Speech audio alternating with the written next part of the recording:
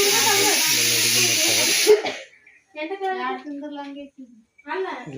ಯಜಮಾನ ಚಹಾ ಕುಡಿಯಕತ್ತಾಳ.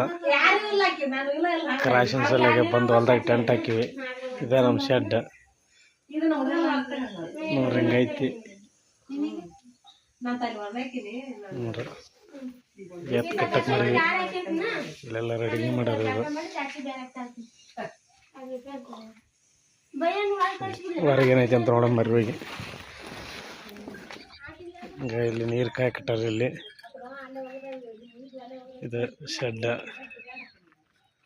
ಹಿಂಗೈತಿ ಅವಸ್ಥ. ಇಲ್ಲೆಲ್ಲ ದನ ಕರೆ ಕಟ್ಟಿವಿ.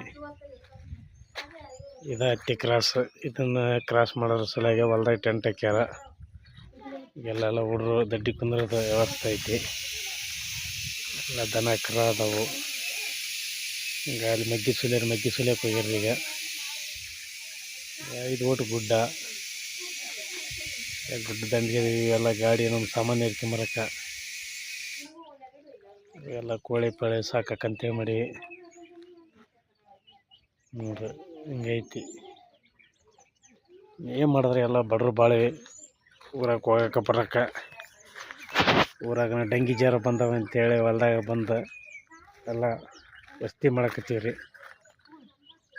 ನೋಡ್ರಿ, ಇದು ಹೌಜ್ ಸಣ್ಣ ನೀರು. ಹೌಜಿಗೆ ಬಿಟ್ಕೊಂಡು ಹತ್ತಿ ಪ್ಲಾಟ್ ಮಾಡೀವಿ.